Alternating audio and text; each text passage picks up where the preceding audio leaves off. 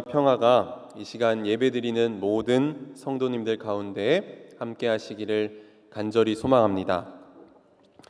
엊그제 가을비가 내린 이후에 날씨가 급격하게 선선해졌습니다. 새벽에는 벌써부터 많이 춥더라고요. 그래서 일교차가 큰데 환절기에 감기 조심하시고 또 건강 유의하시기 바랍니다. 요즘 저는 속회 신방을 하고 있습니다. 제가 속회 신방을 하면서 이제 시작하기 전에 근황 토크를 하면서 물어보는 질문이 있습니다.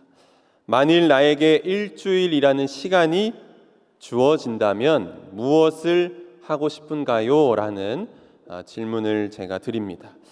제가 이 질문을 하면 이상하게 오해를 해서 자꾸 죽기 전에 일주일을 생각하고는 죽기 전에 일주일에 사과나무를 심겠다 이렇게 말씀하시는 분도 있는데, 그게 아니라 나의 일상을 잠시 멈추고 그만두고 떠날 수 있는, 나에게만 오로지 허락되는 그런 일주일의 시간을 이야기하는 것입니다. 질문에 답을 하면서 어떤 분은 다 두고 곧장 유럽으로 떠나겠다라고 선언을 하신 분도 있고, 일주일이면 너무 짧지 않냐고 하니까 그래도 무조건 떠나겠다, 그래서 일주일이 끝나는 그 시간까지 놀다가 여행하다가 돌아오겠다 말씀하신 분도 있었고, 또 어떤 분은 아무도 없는 곳에 가서 아무런 말도 안 했으면 좋겠고, 또 아무도 말을 자기에게 안 걸었으면 좋겠고, 무엇을 먹을지 본인에게 물어보지 않고 알아서 음식을 해줬으면 좋겠고, 혼자서 충분히 시간을 보내고 깊게 기도하다가 돌아오고 싶다고 하였습니다. 여러분에게 일상의 모든 것을 잠시 내려놓을 수 있는 일주일이라는 시간이 주어진다면 무엇을 하시겠습니까? 저는 두 가지 마음이 들었는데, 하나는 아주 한적한 곳에 가서 제가 읽고 싶은 책을 마음껏 읽고 오는 것입니다. 표정이 의아하신 분들도 있는데 제가 생긴 거 이렇게 생겼어도 책 읽는 것을 굉장히 좋아합니다.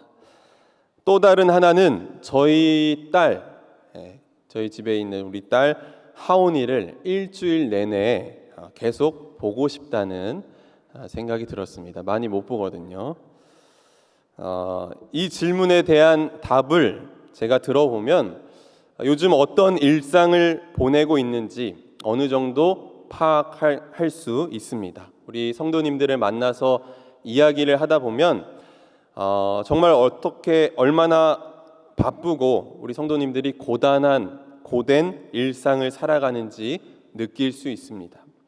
정말 치열하게 자기의 삶을 살아가고 갑작스럽게 찾아온 어려움으로 인해서 고단함에도 믿음을 지키기 위해 노력하고, 삶의 문제들 앞에서 흔들리는 마음의 중심을 찾기 위해 애쓰고, 너무나도 큰 고통과 아픔의 자리에서 하나님을 찾고 하나님을 신뢰하는 분들이 많이 계십니다. 모두 자기의 일상을 지키기 위해 노력하고 주어진 삶에서 말씀을 붙들고 성실하게 살아가고 계십니다. 이렇게 일상의 치열함 속에 살아가는 우리 교우분들을 만날 때마다 저는 저의 삶을 돌아보며 나는 얼마나 치열하게 사역했는가를 돌아보지 않을 수 없습니다. 그리고 정말 큰 고통과 고난의 문제 앞에 있는 분들을 보면서 더욱더 아픈 마음으로 기도하게 됩니다. 그러면서 드는 생각은, 하나님, 왜 이런 고통을 만나게 하셨습니까? 주님의 도우심이 가장 필요한 시간에 도대체 하나님은 어디에 계십니까? 라고 묻지 않을 수 없습니다. 우리는 하나님은 사랑이시다라고 고백합니다. 이 고백이 흔들림이 없으면 좋겠지만, 우리 인생에 찾아오는 아픔과 고통을 만나게 될 때면 우리의 마음은 속절없이 흔들릴 수밖에 없습니다.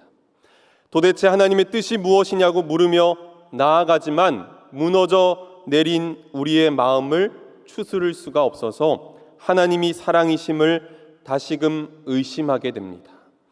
고난과 고통의 원인을 묻고 하나님의 정의를 묻는 물음은 교회의 오랜 전통에서부터 제기되었던 문제입니다. 우리는 이것을 신정론이라고 합니다.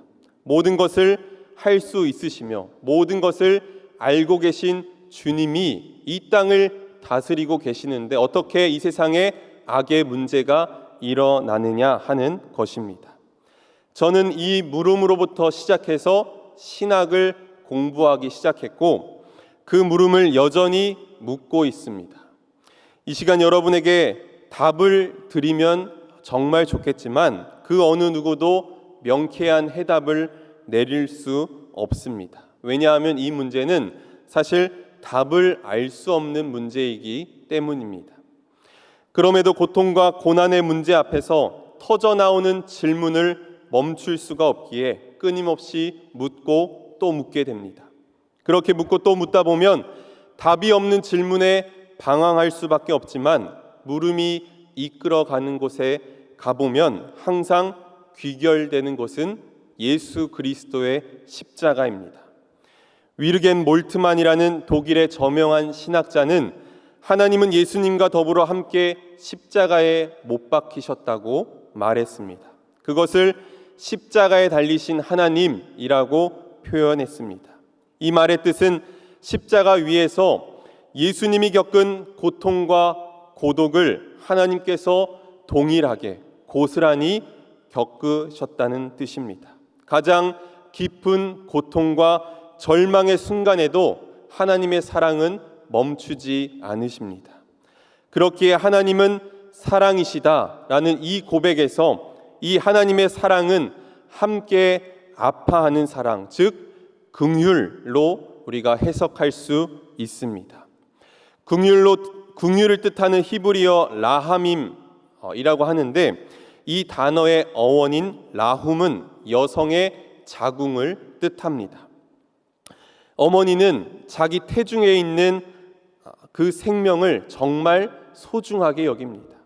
어머니는 아기를 위해서 자기 자신을 희생합니다. 내가 아파도 아이에게 나쁜 영향을 미칠까 봐 약을 함부로 먹지 못합니다. 또 출산의 고통은 어떻습니까? 또 정말 죽을 각오로 임해서 아이를 출산합니다. 생명이 태어나면서 어머니와 이 아기는 탯줄이 분리되지만 어머니와 아기의 정서적 끈은 확고하게 연결되어 있습니다. 그래서 어머니는 자식의 고통에 굉장히 민감하고 예민합니다. 창세기 27장을 보면 어머니 리브가가 둘째 아들 야곱에게 형 에서 대신 장자의 축복을 받게 하면서 이 야곱이 저주를 받을까 봐 두려워하니까 리브가가 뭐라고 말합니까? 아들아, 저주는 이 어미가 받으마. 이렇게 말합니다. 이것이 바로 긍휼의 마음입니다. 예수 그리스도의 십자가야말로 긍휼의 완전체입니다.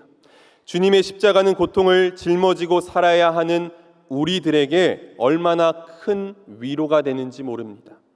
우리가 인생을 살면서 겪는 모든 슬픔과 아픔 그리고 고통을 주님께서는 머리로만 알고 계시는 게 아니라 몸으로 직접 느끼고 계십니다. 그렇게 우리의 연약함을 아파하시고 그 아픔을 덜어주시기 위해서 할 수 있는 모든 일들을 다 하시는 줄 믿습니다. 주님께서 십자가에서 받은 고난이 나와 무관한 고난이 아님을 여러분 기억하시기 바랍니다. 하나님은 또한 우리에게 이렇게 말씀하십니다. 여인이 어찌 그 젖먹는 자식을 잊겠으며 자기 태에서 난 아들을 긍휼히 여기지 않겠느냐. 그들은 혹시 잊을지라도 나는 너를 잊지 아니할 것이라. 내가 너를 내 손바닥에 새겼고 너의 성벽이 항상 내 앞에 있나니 라고 말씀하십니다. 이 말씀이 있기에 우리는 고통과 절망의 자리에서도 실족하지 않을 수 있습니다. 오늘 여러분의 삶에 뜻하지 않는 고통과 아픔이 있습니까? 눈을 들어 하나님을 바라보시기 바랍니다. 여전히 사랑이신 하나님께서 여러분의 고통과 아픔에 함께 하고 계십니다. 오늘 이 시간 들려지는 말씀을 통해서 지금 극심한 고통과 절망에 있는 모든 분들의 마음에 위로가 있기를 간절히 소망합니다.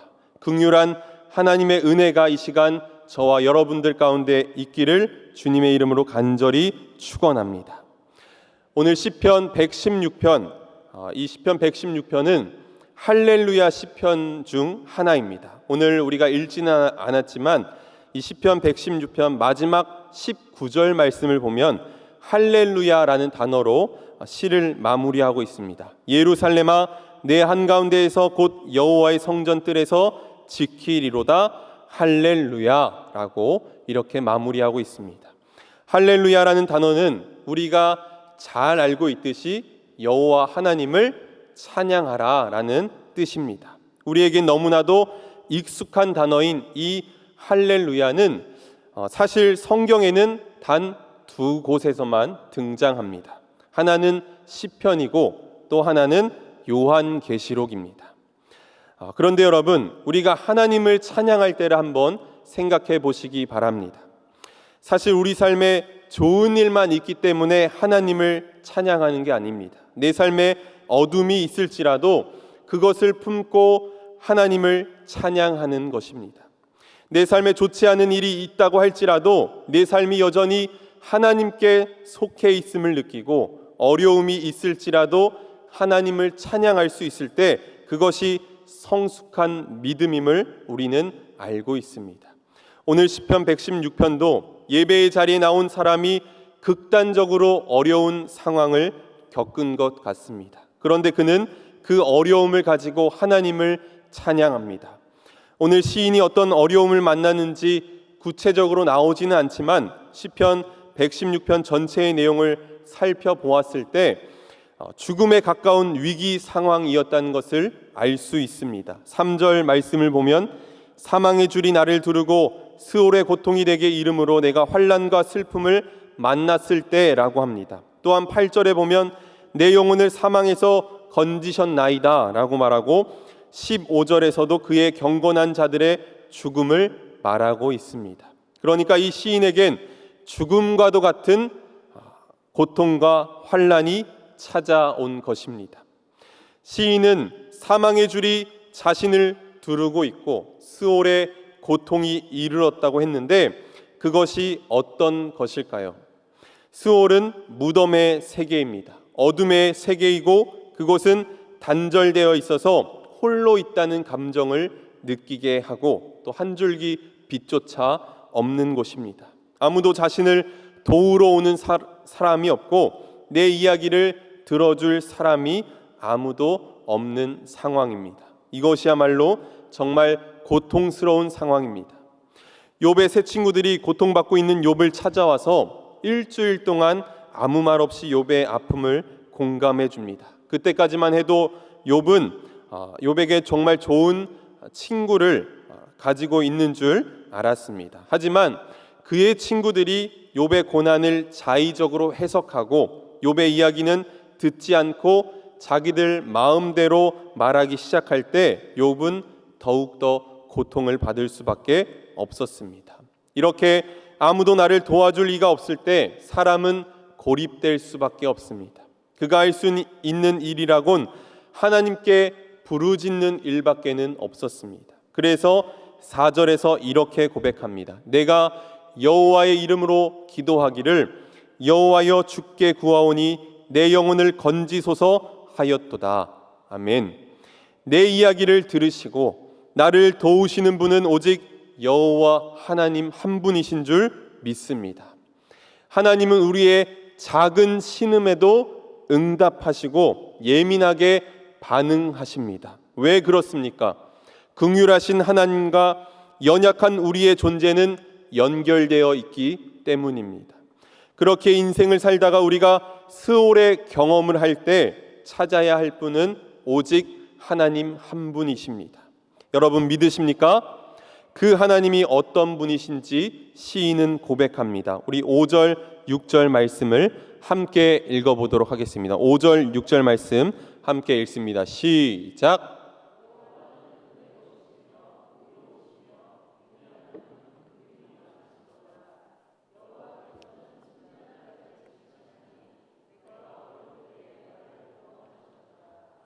아멘. 여호와께서 순진한 자를 지키신다고 했는데, 여기서 순진한 자는 나이브한 사람을 말하는 게 아니라 오직 그의 마음이 하나님만을 향해 있는 사람을 말하는 것입니다.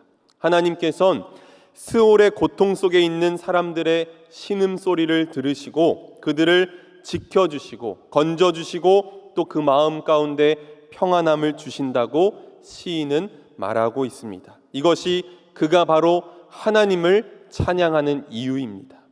시인은 기도를 시작할 때만 해도 자신의 삶의 현실에 절망하며 탄식의 기도로 시작했습니다.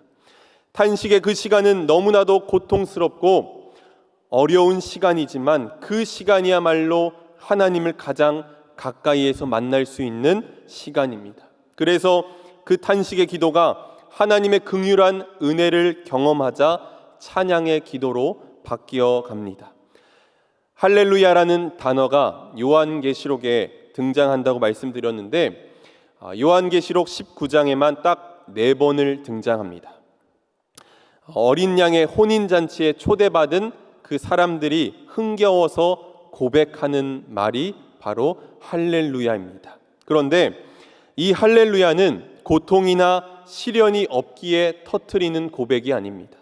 오히려 할렐루야는 당시 로마의 압제 아래 살던 사람들, 착취당하고 옥에 갇히고 극심한 가난에 시달린 사람들의 고백이기에 의미가 있습니다. 할렐루야라고 찬양할 수 있는 까닭은 내게 어려움이 있는 것은 분명하지만 그러나 하나님이 지금 나와 함께 계시고 나를 영원한 삶으로 인도하시는 것을 믿기 때문입니다. 여러분, 이것을 분명하게 기억하시기 바랍니다. 하나님께 부르짖던 시인은 이제 기도의 응답을 받고 마음에 큰 확신을 갖게 되었습니다. 물론 그를 괴롭히던 상황은 해결되지 않았을 수도 있습니다. 하지만 분명한 것은 그의 마음의 중심에 하나님이 계시다는 것입니다. 그는 자신이 경험한 하나님의 구원에 대해서 고백합니다. 우리 8절, 9절 말씀 함께 읽습니다. 시작. 주께서 내 영혼을 사망에서 내 눈을 눈물에서 내 발을 넘어짐에서 건지셨나이다. 내가 생명이 있는 땅에서 여호와 앞에 행하리로다. 아멘. 시인은 주께서 내 영혼을 사망에서 건져주셨다라고 말합니다. 내 영혼의 사망이라는 것은 세상의 모든 것이 무의미해지고 무기력해진 상황을 말하는 것입니다. 내 힘으로 도저히 해결할 수 없는 일을 만났을 때 우리에게 드는 마음은 무의미함과 무기력함입니다. 그래서 정말 큰 어려움을 만나면 더 이상 삶의 의미를 느끼지 못하고 극단적인 상황을 맞이하는 이들도 있습니다. 사람은 누구나 삶의 의미를 느낄 때야말로 인간답게 살아갈 수 있습니다. 어떤 일이 의미가 있을 때는 그것이 아무리 힘들지라도 해낼 수 있는 것입니다. 그러나 무의미함을 느끼면 우리의 영혼은 사망에 이를 수밖에 없습니다. 그럼 우리가 어떻게 할 때 이런 무의미의 심연에서 빠지지 않을 수 있을까요? 고통과 절망이 찾아왔을 때 그것을 나 혼자 견뎌내는 것이 아니라 그 고통을 겪을 때 하나님이 나와 함께 계신다는 것을 알게 될 때입니다. 이 고통 가운데서도 하나님이 나를 은총의 날개로 품고 있다는 것을 느끼게 될 때 우리는 무의미의 심연에서 벗어날 수 있습니다. 하나님은 고통을 겪는 나와 늘 함께 계시고 무의미에 빠져 있는 나를 건져 주신다는 것을 여러분 믿으시기 바랍니다. 시인은 또한 내 눈을 눈물에서 건지셨다라고 고백합니다. 하나님은 고통받는 자의 눈물을 모른 채 하지 않으십니다. 욥기의 마지막 부분을 보면 하나님이 등장하셔서 욥에게 질문을 던집니다. 땅에 기초를 놓을 때 너는 어디에 있었느냐? 네가 아느냐? 누가 파도의 경계를 정했는지 네가 아느냐라는 이런 질문들이 욥기 38장부터 수도 없이 많이 나옵니다. 그런데 이 말씀을 배경으로 얼마 전에 세상을 떠나신 이어령 교수님이 욥의 노래라는 시를 지었습니다. 이어령 교수는 생전에 그의 딸을 암으로 먼저 떠나보내고 아픈 시간을 보냈습니다. 그런 그가 욥기에 나오는 하나님의 질문에 대해서 쓴 시입니다. 당신께서 하늘과 땅을 만드실 때 나는 보지 못했습니다. 당신께서 꽃과 나무의 생명으로 땅을 덮고 고깃대와 해초들이 헤엄치는 바다를 생명의 바다로 움직이게 하실 때 나는 그때 없었습니다.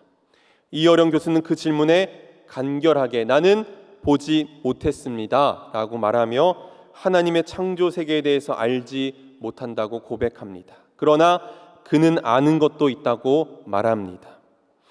내가 아는 것은 내가 흘리는 눈물, 내가 외치는 아픈 기억들입니다. 그러다 당신 곁을 떠날 뻔했습니다.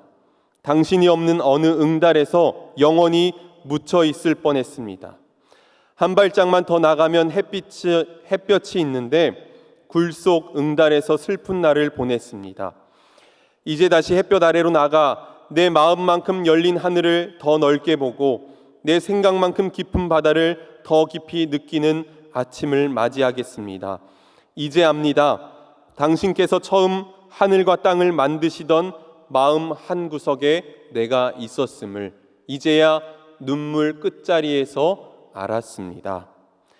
하나님의 창조 세계에 대해선 나는 모릅니다 라고 했지만 자신의 딸의 불행한 일들과 같은 고통의 깊은 강을 건너면서 어둠 속에 웅크려 영원히 묻힐 수도 있었는데 한 발짝 더 움직여 햇볕으로 나아가 문득 그가 깨달은 것은 주께서 하늘과 땅을 만드시던 그 마음 한구석에 내가 있었음을 깨닫게 되었다는 것입니다.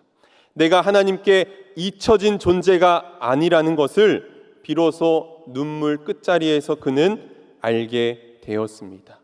때때로 말할 수 없는 슬픔과 고통이 찾아와서 우리는 눈물을 흘릴 수밖에 없는 연약한 존재이지만 하나님은 우리의 눈에서 흐르는 눈물을 거두어 주십니다. 눈물의 끝자리에서 하나님을 더욱 붙들게 되는 저와 여러분이 되기를 간절히 소망합니다.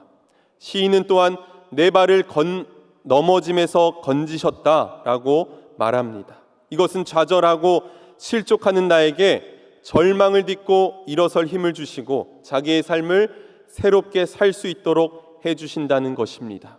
무엇보다 하나님은 넘어짐도 우리의 삶의 일부분임을 가르쳐 주실 때가 있습니다. 비가 내린 후에 땅이 굳는다는 말이 있는 것처럼 아픔을 겪어본 사람이라야 아파하는 이들을 헤아릴 수 있습니다. 실패의 쓰라림을 겪어본 사람이라야 절망하는 이들의 아픔을 위로할 수 있습니다. 히브리서 2장 18절 말씀에서 주님이 겪은 고난과 죽음의 의미를 이렇게 설명합니다. 그가 시험을 받아 고난을 당하셨은즉 시험 받는 자들을 능히 도우실 수 있느니라. 아멘. 누구나 넘어질 수 있습니다. 하지만 주님께서 다시 절망을 딛고 일어설 힘을 주실 줄 믿습니다.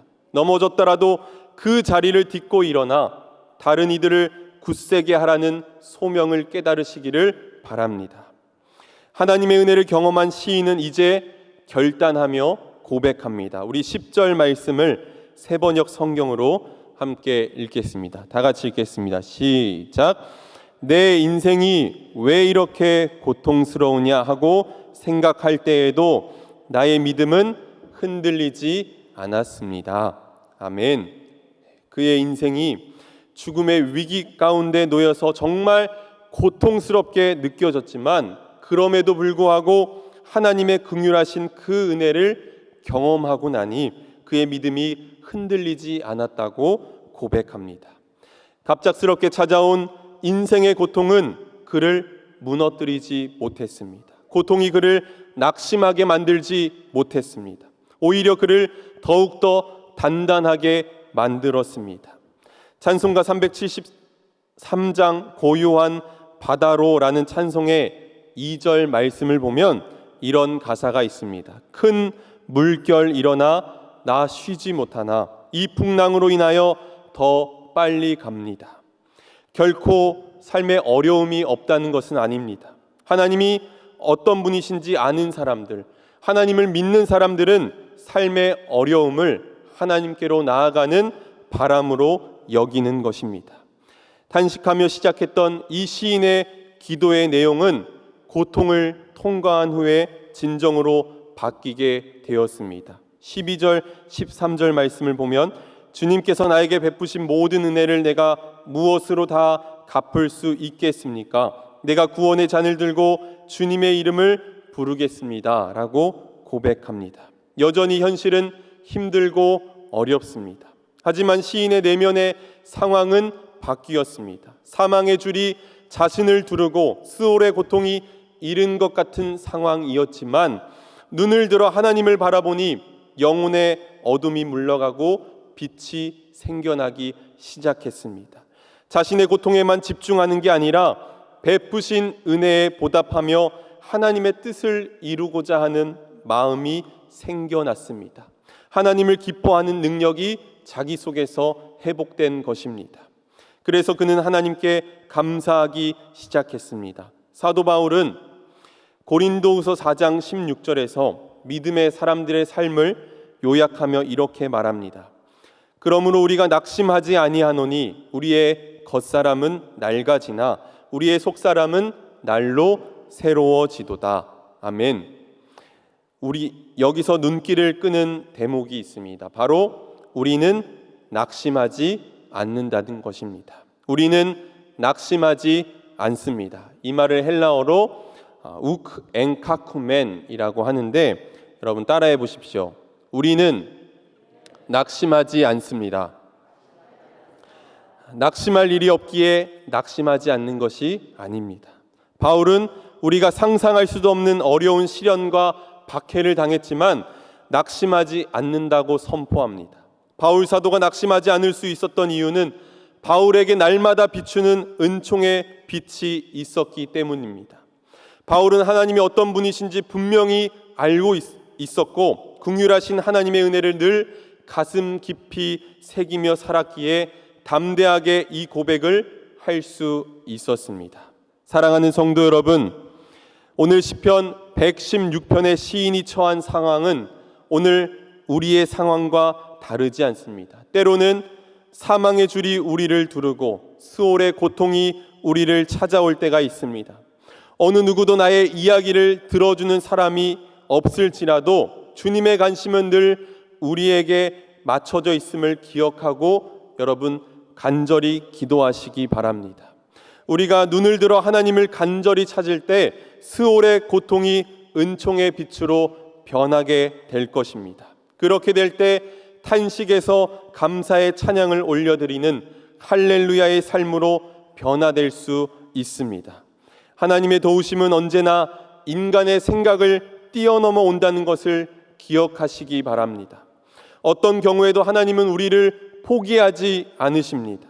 또한 지금 우리 곁에는 사망의 줄에 둘러싸이고 스올의 고통을 겪는 이들이 많이 있습니다. 잊지 말아야 할 것은 하나님은 우리를 통해 그들을 돕기 원하신다는 것입니다. 지금 고통과 시련의 자리에 있는 이들을 찾아가서 그들이 혼자가 아님을 알려주시기 바랍니다. 마음이 무너지고 절망 가운데 있는 이들에게 찾아가서 그들을 위로해주고 받은 은혜를 나누시기 바랍니다. 우리의 인생이 사망의 음침한 골짜기를 다닐지라도 인생의 가장 어두운 바다 끝에 거할지라도 우리는 낙심하지 않습니다. 이것을 기억하시기 바랍니다. 내 인생이 왜 이렇게 고통스러우냐 생각할 때에도 나는 흔들리지 않습니다. 이 믿음을 굳게 붙들고 살아가시기를 주님의 이름으로 간절히 축원합니다. 아멘. 이 시간 우리